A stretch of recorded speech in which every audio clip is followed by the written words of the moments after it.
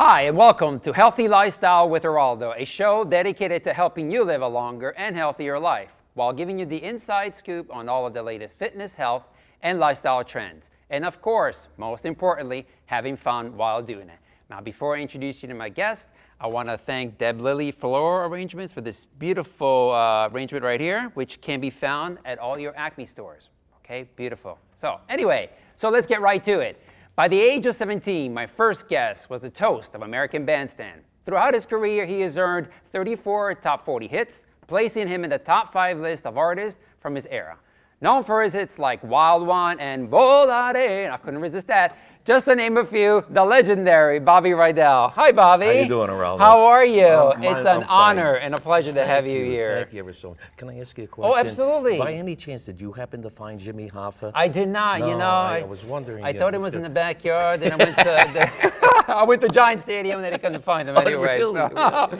So listen, you're a legend, and I want to really start from the beginning. Okay. How did your career start, basically? Well, basically, my dad, I was born in 1942. My dad went overseas in 1945. You know, the war was over. And my mom and my dad used to write back. And my mom used to say, you know, the baby's always singing. The baby's always singing. I was 3 years old at the time. And my father wrote back, and to this day, I still have the letter in my possession at my home. And my father said, who knows, maybe one day we'll have a star in the family. He knew back well, then. he didn't know then, but the only reason I'm in the business today is because of my dad. God rest his soul. If I had any talent within me whatsoever, my dad was the first one to see it. He used to take me around the clubs in Philly when I was 7, 8 years old. Wow. And asked the club owner, can my son get up and sing a few songs and do some impersonations? And you get, you know, you're a kid. Right. You know, you're a kid and people go like this. You know, it's hard to follow children and, you know, animal acts. You know? Yes, right. And I, you know, at 7 years old, you hear that applause and you go, wow, all I have to do is do this and they do that. You know, what a great feeling. Amazing. So basically, that's, you know, really how it all started because of my dad. Because your dad, so this is what you wanted to do your whole life then? Well, you know, my father was a big band freak, loved big bands. We used to have a theater in Philadelphia called the Earl Theater. And on Saturday afternoon, it was a matinee performance. Right. My father took me to see Benny Goodman. Benny Goodman. Right. And yes. playing drums for Benny Goodman was a guy by the name of Gene Krupa. And I said to my father, I don't know who he is, Dad, but I want to be him. I want to be that Really? guy. And I started playing drums when I was about 5, 6 years old. Took lessons, you know, all of that stuff. Amazing, just amazing. And then at 17, you played at the Copacabana. Not 17, I was 19. Oh, 19, I'm sorry. No, it's perfectly all right. I was the youngest entertainer to That's what ever headline the Copa. That's amazing. At 19 years old. That must have been like, oh my God. It was scary. Oh, I'm sure it was. was. Really scary. I mean, you know, the band was marvelous. I had a great conductor, a drummer, piano player, and my opening tune was Lots of Livin' from Bye Bye Birdie. And as they introduce you, all of the captains, the red coats, the blue coats, they hit you on the shoulder. Go out there and kill them, get them. What a confidence builder. So I get up on stage and the band's playing pop, pop, pop, pop, pop, pop, and I start, there are chicks. Oh, my father almost had a heart attack. And then, you know, after the first couple of bars, then everything settled into where it was supposed to be. Wow. But it was kind of nerve-wracking. I'm sure it was. Oh, yeah, absolutely. But we got great reviews. I think one is on the back of the album, Rydell at the Copa. It says, powder keg of talent. Wow, amazing. Yeah. And Frankie Avalon, right? Oh, Frank and I go back. I was 10 years old, and Frankie was 45 when I met him. Frankie's a couple of he's a couple of years older than me, but we've been friends since I was 10 years old. Frank, I think, was about 12, 13 or something like that. Wow. Yeah. And so fast forward, and here you are, right? Yeah, yeah. How's your health doing? Tell us a right little now, bit about doing that. phenomenal. I know you've had some issues in the past. A little bit. So let's talk a little bit about that. Okay. Then. How was it when you first realized something was wrong, basically? Well, to go back a few more years, my first wife, Camille, we were married for 36 years, and she died. Wow. She died September 15th, 2003, via breast cancer.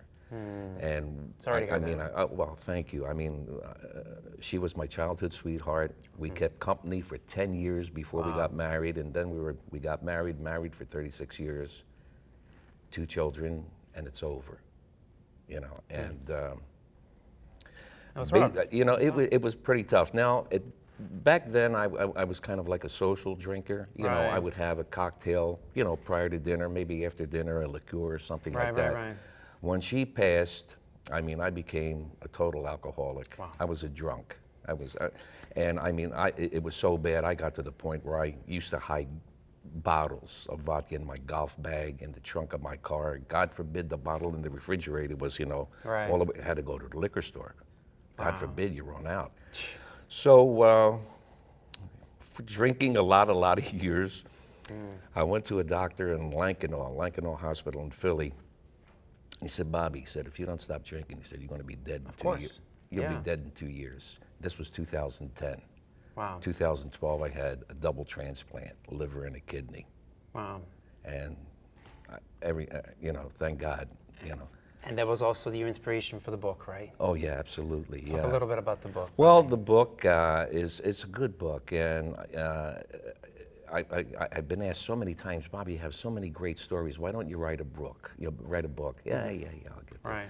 And I finally got together with Alan Slutsky, who wrote, and there was a documentary. He's a Grammy Award winner. He wrote "Standing in the Shadows of Motown."